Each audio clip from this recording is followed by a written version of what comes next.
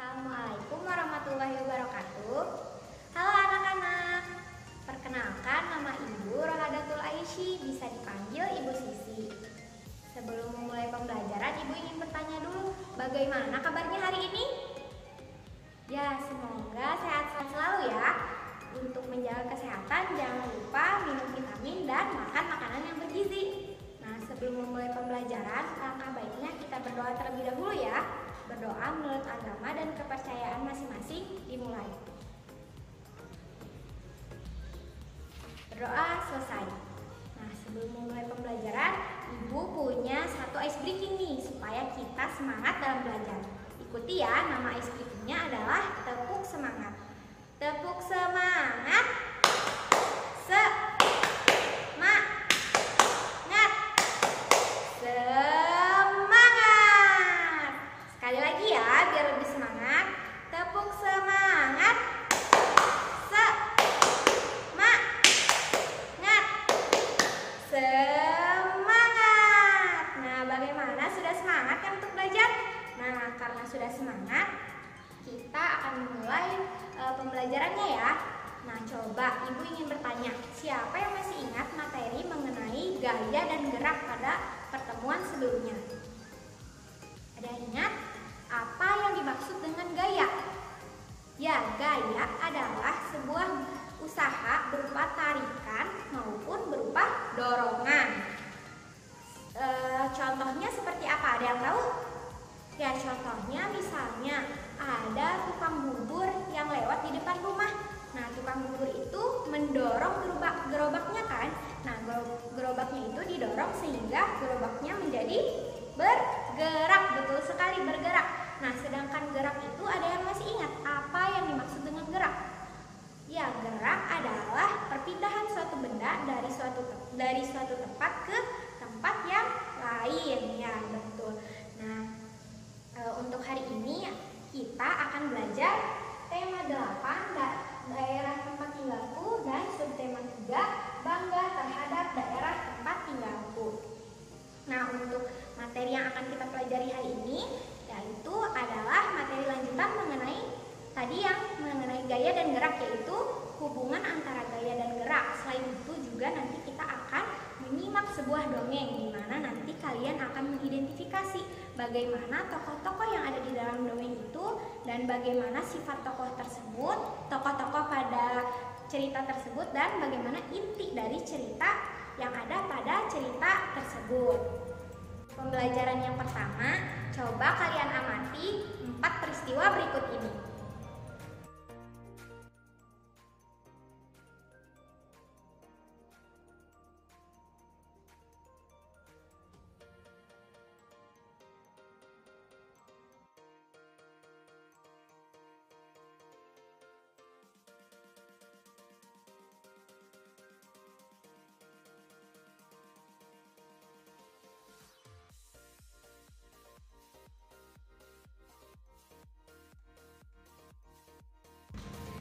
Nah, setelah mengamati 4 peristiwa tadi, ada yang bisa mengidentifikasi 4 hubungan antara gaya dan gerak. Coba ya, kita rinci lagi 4 peristiwa yang tadi. Yang pertama yaitu peristiwa membuka dan juga menutup pintu. Bagaimana ya pengaruh gaya dan gerak pada peristiwa tersebut? Ya, pada peristiwa tersebut, gaya mempengaruhi benda yang menjadi bergerak. Ya, betul. Selanjutnya pada peristiwa yang kedua. Peristiwa apa ya tadi? Pada peristiwa yang kedua tadi yaitu adalah ketika uang koin yang diberikan gaya sehingga uang koin itu menjadi berhenti bergerak. Berarti pengaruh gaya yaitu gaya mempengaruhi benda yang bergerak menjadi diam. Betul sekali. Nah, selanjutnya peristiwa yang ketiga tadi ada yang ingat? Ya, peristiwa yang ketiga adalah ada sebuah kertas yang masih berbentuk sempurna. Lalu selanjutnya kertas itu diberikan gaya sehingga kertas itu menjadi berubah bentuk. Maka bagaimana hubungan antara gaya dan gerak pada peristiwa tersebut? Ya, pada peristiwa tersebut gaya merubah bentuk kertas menjadi bola kertas. Sedangkan pada peristiwa yang terakhir atau yang keempat, ada yang tahu apa pengaruh atau hubungan antara gaya dan gerak pada peristiwa tersebut? Ya, pada peristiwa yang keempat yaitu bola dilemparkan ke arah atas sehingga bola itu terlempar atau bergerak ke arah atas, dan selanjutnya bola dilempar ke arah depan dan bola itu bergerak ke depan. Nah, maka dari itu gaya mempengaruhi gerak benda menjadi arahnya berbeda-beda. Ketika gayanya diberikan ke atas, maka benda itu bergerak ke atas, dan ketika gayanya diberikan ke depan, maka benda itu bergerak ke depan, sehingga gaya mempengaruhi arah gerak benda. Sekarang kalian sudah bisa mengidentifikasikan 4 hubungan antara gaya dan gerak. Yang pertama, gaya mempengaruhi benda diam menjadi bergerak. Yang kedua, gaya mempengaruhi benda bergerak menjadi diam. Dan yang ketiga, gaya mempengaruhi bentuk benda. Lalu yang terakhir, gaya mempengaruhi arah gerak benda. Nah, sekarang coba kalian amati kegiatan atau peristiwa yang ada di rumah kalian. Lalu kalian identifikasi bagaimana hubungan antara gaya dan gerak pada peristiwa-peristiwa tersebut. Nah, kalian catat hasil pengamatan kalian dengan format berikut ini.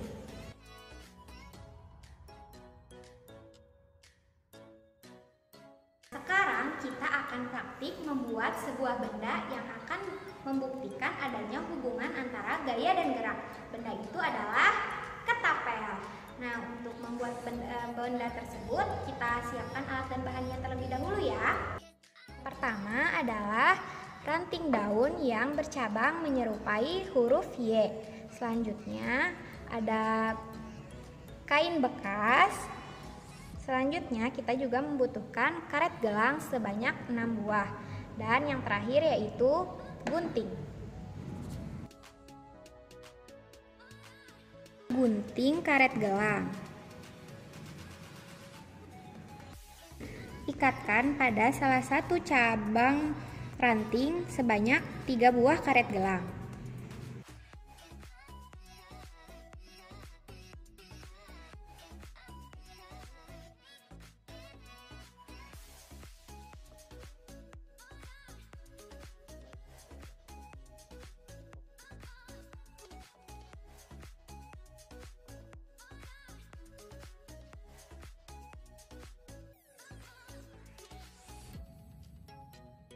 Selanjutnya, ujung karet gelang yang lainnya ikatkan pada potongan kain yang sudah dibolongi di kedua sisinya.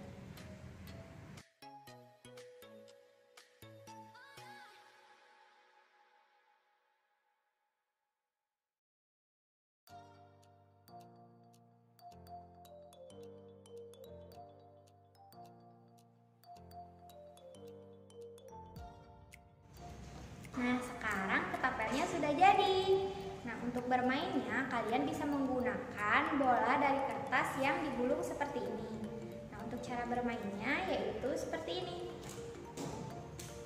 Nah, untuk membuat laporan hasil pembuatan ketapel ini, kalian bisa membuatnya dengan format berikut ini.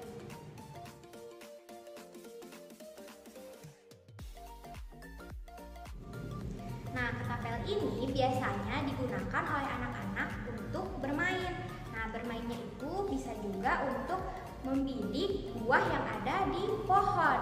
Nah, biasanya sebuah tempat yang memiliki banyak pohon itu di mana ya? Ya, betul sekali, di hutan. Coba kalau di hutan itu ada binatang apa saja ya? Ya, betul, salah satu binatang yang ada di hutan adalah singa. Nah, selanjutnya kita akan menyimak sebuah cerita fiksi yang berjudul Singa yang Serakah. Singa yang serakah. Di suatu hutan hiduplah seekor singa yang tengah kelaparan. Singa tersebut sudah tidak makan selama 3 hari. Wah, perutku lapar sekali. Sudah 3 hari aku tidak makan. Sebaiknya aku berjalan-jalan untuk mencari makanan. Ia pun kemudian berjalan-jalan dan melewati hutan untuk menemukan makanan. Ketika sedang berjalan-jalan, sang singa berhenti di pinggir sungai. Dan kemudian ia melihat seekor bebek yang tengah berenang. Kuek, kuek, kuek, kuek, kuek, kuek. Sang bebek terkejut ketika melihat ada singa yang sedang memantaunya. Lalu bebek itu pun berlari. Tolong. Namun karena bebek itu tidak dapat berlari dengan cepat, ia akhirnya tertangkap oleh singa. Ampun singa, lepaskan aku. Dagingku hanya sedikit. Mengapa engkau tidak memangsa hewan lain saja? Sembari menunjukkan taringnya yang tajam, sang singa berkata, "Baiklah, kalau begitu antarkan aku ke tempat persembunyian hewan lain di hutan sekarang." Kemudian, tidak jauh dari tempat itu terdapat lapangan hijau, di mana banyak monyet yang sedang mencari makanan. "Ya sudah, pergi sana. Aku akan memangsa monyet saja." Akhirnya bebek merasa sangat senang dan berlari dengan kecepatan penuh. "Yeay, aku tidak jadi dimakan." Pek, pek, pek, pek. Kemudian singa mendekati monyet-monyet tersebut dan ia berhasil menangkapnya. Tolong, jangan makan aku. Aku masih sangat kecil sehingga dagingku tidaklah banyak. Mengapa engkau tidak memakan gajah yang dagingnya lebih banyak dariku? Aku akan mengantarmu ke sana. Baiklah, kalau begitu antarkan aku ke sana sekarang juga. Baik, ikuti aku. Mereka pun berjalan-jalan. Kemudian ketika mereka sudah berjalan, mereka akhirnya melihat seekor anak gajah. "Lihatlah, ada anak gajah di sana. Kau bisa memakannya. Aku akan pergi." Akhirnya singa langsung mengejar dan kemudian menggigit kaki anak gajah tersebut. Akhirnya aku mendapatkan santapan juga. Namun kulit gajah itu sangat tebal sehingga gigitan dari singa itu tidak dapat melukainya. Kenapa kakimu keras sekali? Kenapa kulitmu keras? Aku sulit memakanmu. Anak gajah pun berteriak dan meminta tolong kepada sang ibu. "Ibu, tolong aku. Aku ditangkap oleh singa, Ibu. Tolong aku." Singa terus saja berusaha menjatuhkan gajah tersebut. Namun sayangnya ia tidak bisa. Kenapa kamu sulit sekali untuk dimakan? Sini, aku sudah lapar. Ibu, tolong aku. Namun sayangnya tidak bisa. Tetap saja gajah itu sulit untuk dijatuhkan oleh singa. Mendengar teriakan sang anak, ibu gajah pun akhirnya mendatangi sang singa dan menginjak-injak singa tersebut. Jauhi anakku, jangan makan dia." Akhirnya sang singa tidak mampu melawan karena ukuran ibu gajah yang sangat amat besar. Belum lagi ia dalam keadaan lemas karena belum makan. Setelah itu singa pun mati karena sudah kehabisan tenaga. Nah, bagaimana ceritanya tadi? Menarik tidak? Ya, coba sekarang dari cerita yang tadi, apakah kalian mengetahui hikmah apa ya yang ada pada cerita tersebut? Ya, hikmahnya adalah kita jangan menjadi manusia yang serakah. Nah, selanjutnya coba kita identifikasi tadi ada tokoh siapa saja ya di dalam cerita tersebut. Ya, tadi tokohnya ada singa. Yang kedua ada bebek, lalu ada monyet dan gajah juga ibu gajah. Nah, bagaimana ya sifat-sifat tokoh pada cerita tersebut? Ya, tadi singa itu sifatnya seperti apa ya? Ya, singa itu serakah karena dia ingin memakan mangsa yang dagingnya tebal sehingga dia bisa kenyang. Nah, selanjutnya hewan-hewan yang lain ya seperti monyet, bebek, dan gajah dan anak gajah itu mereka juga sebenarnya monyet dan juga bebek itu sebenarnya dia menyelamatkan dirinya sendiri ya. Dan untuk menyelamatkan dirinya sendiri dia mencoba menyarankan singa itu untuk memakan hewan lain. Artinya mereka itu hewan yang cerdas, betul sekali. Nah, selanjutnya bagaimana gajah ya. Ya, ibu gajah itu sifatnya penyayang, betul sekali, karena dia menolong anaknya yang hendak dimakan oleh singa, betul. Nah, setelah mengetahui tokoh-tokoh dan sifat tokoh yang ada di cerita Singa yang Serakah tadi, coba kalian tuliskan bagaimana inti dari cerita Singa yang Serakah. Sebelumnya, ada yang sudah mengetahui apa itu inti cerita?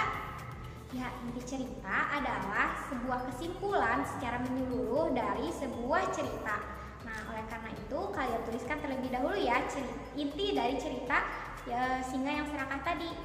Selanjutnya, coba sekarang kalian cari cerita-cerita lain yang ada, bisa dari buku atau dari YouTube atau dari internet, bisa juga dari TV. Lalu kemudian kalian identifikasi siapa saja tokoh yang ada di dalam ceritanya, lalu sifat-sifatnya seperti apa tokoh tersebut, kalian bandingkan dan bagaimana inti dari ceritanya.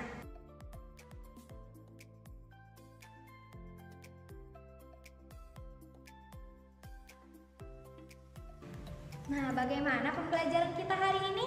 Menyenangkan tidak? Ya, coba kalau sudah selesai belajar, kita tadi belajar apa saja ya? Ya, kita yang pertama tadi belajar tentang hubungan antara gaya dan gerak. Apa saja 4 hubungan antara gaya dan gerak? Yang pertama, gaya mempengaruhi benda diam menjadi bergerak. Lalu yang kedua, gaya mempengaruhi benda yang bergerak menjadi diam. Yang ketiga, gaya mempengaruhi bentuk benda. Dan yang terakhir, yang keempat, gaya mempengaruhi arah gerak benda. Selanjutnya, kita juga tadi sudah belajar tentang, ya tadi kita mendengarkan cerita yang berjudul Singa yang Serakah. Nah, dari cerita fiksi yang berjudul Singa yang Serakah itu, kita dapat mengidentifikasi tokoh dan juga sifat tokoh yang ada di dalam cerita fiksi. Kalian juga tadi sudah diminta untuk membuat inti cerita dari cerita Singa yang Serakah. Nah, kalian sudah memahami kan materi yang kita pelajari hari ini? Coba Ibu ingin bertanya kembali, bagaimana hubungan antara gaya dan gerak? Dan coba sebutkan 3 contoh dari peristiwa yang berkaitan dengan hubungan antara gaya dan gerak. Tuliskan di bukumu ya. Yang kedua, coba kalian tuliskan kembali tokoh-tokoh, sifat tokoh, dan juga inti cerita pada cerita Singa yang Serakah. Nah, untuk pembelajaran hari ini dicukupkan sekian ya. Sebelum menutup pembelajaran, Ibu ingin mengingatkan kembali untuk mengerjakan tugas-tugas yang Ibu sudah instruksikan tadi ya. Yang pertama yaitu membuat laporan mengenai pengamatan peristiwa yang ada di rumah berkaitan dengan hubungan antara gaya dan gerak. Lalu membuat laporan tentang pembuatan ketapel tadi, dan selanjutnya laporan juga mengenai mencari cerita dan menuliskan sifat, tokoh, dan juga inti ceritanya ya. Nah, untuk pembelajaran hari ini dicukupkan sekian. Sebelum menutup pembelajaran, kita berdoa terlebih dahulu ya. Berdoa menurut agama dan kepercayaannya masing-masing dimulai. Berdoa selesai. Sekian dari Ibu. Wassalamualaikum warahmatullahi wabarakatuh. Sampai bertemu kembali.